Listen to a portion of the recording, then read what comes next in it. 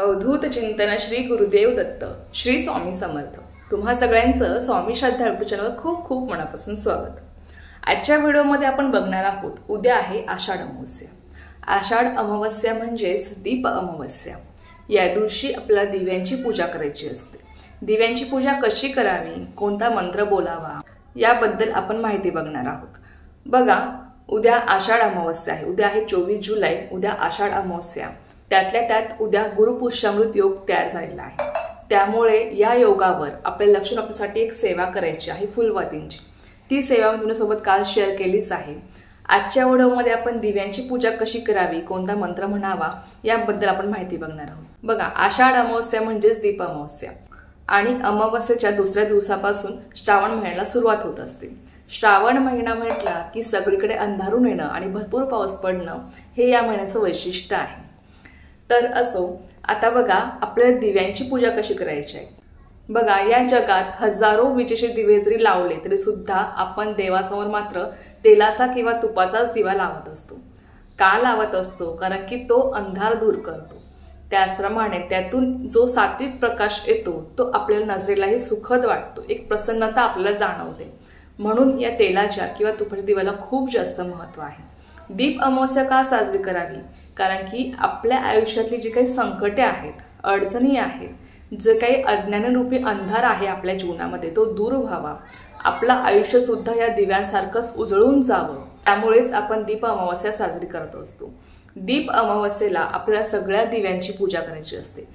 आपल्या घरामध्ये जेवढे दिवे असतील, मग ते कुठल्याही धातूचे असू देत किंवा मातीचे असू देत, त्या दिव्यांची आपल्याला पूजा करायची असते।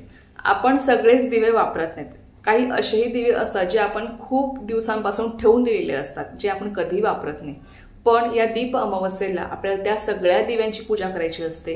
आपल्या घरात जे कोणते दिवे असतील ते सगळे दिवे काढून तुम्हाला स्वच्छ करायचे असतात आणि त्या दिव्यांची आपल्याला या दिवशी पूजा करायची असते।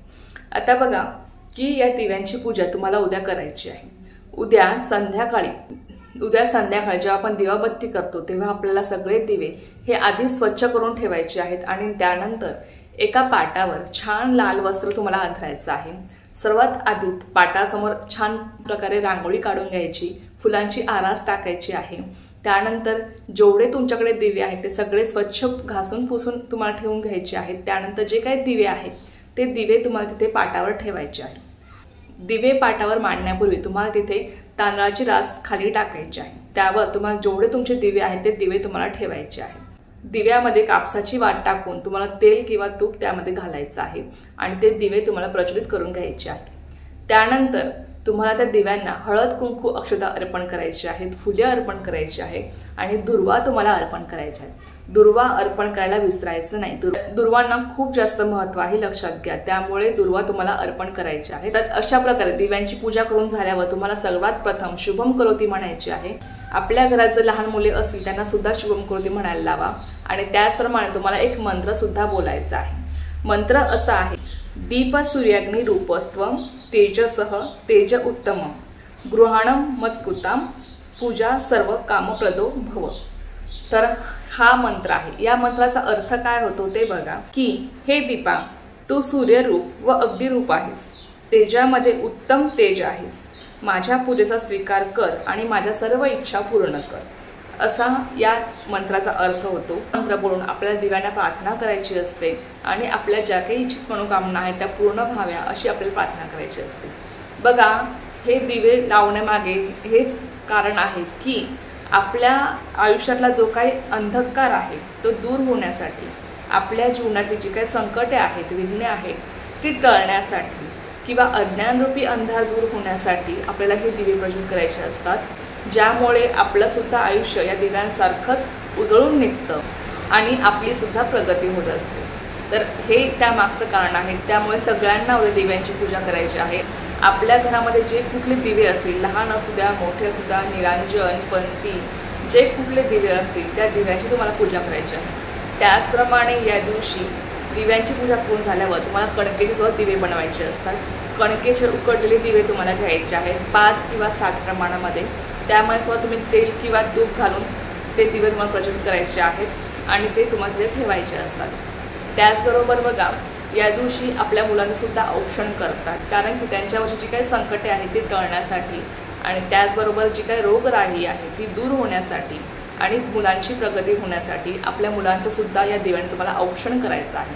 कणकीच्या दिव्याने सुद्धा तुम्ही औक्षण करू शकता मुलांचं। त्यानंतर बघा, या दिवशी अमावस्या, आषाढ अमावस्येला पितृतर्पण विधी सुद्धा करतात। पितृतर्पण विधी म्हणजे पितरांना नैवेद्य दाखवून त्यांना संतुष्ट करणे, याला पितृतर्पण विधी असं म्हणतात। या दिवशी पुरणपोळीचा नैवेद्य आपल्या पितरांना दाखवून तुम्ही तर्पण विधी करू शकता आणि अनेक जण करतात। यामुळे पितर आपले संतुष्ट होत असतात आणि पितरांचा आशीर्वाद आपल्या पुढच्या पिढीला मिळत असतो आणि आपला पितृदोष सुद्धा कमी होत असतो। तर असं या दिवसाचं महत्त्व आहे। त्याचबरोबर उद्या गुरुपुष्यामृत योग सुद्धा आलेला आहे, त्यामुळे जी कोणी तुम्हाला मी सेवा सांगितली आहे ती सुद्धा नक्की करण्याचा प्रयत्न करा। ही सेवा सुद्धा खूप जास्त प्रभावी आहे आणि तितकंच त्याचं फळ आपल्याला मिळणार आहे। आणि अशा प्रकारे तुम्हाला दिव्यांची उद्या पूजा करायची आहे, नक्की करण्याचा प्रयत्न करा। तर चला, ही एक अत्यंत छोटीशी पण खूप महत्त्वाची माहिती होती जी मंत्रासोबत शेअर करायची होती। त्याचा आईडी सेवा मी सर्वांच्याने रुजू करते आणि आजचा व्हिडिओ इथेच थांबवते। तुम्हाला ही माहिती आवडली असेल तर व्हिडिओला लाईक, शेअर, सबस्क्राईब करायला विसरू नका। पुन्हा भेटूया अशाच एका नवीन व्हिडिओ सोबत किंवा नवीन सोबत। तोपर्यंत सर्वांना श्री स्वामी समर्थ, जय जय स्वामी समर्थ।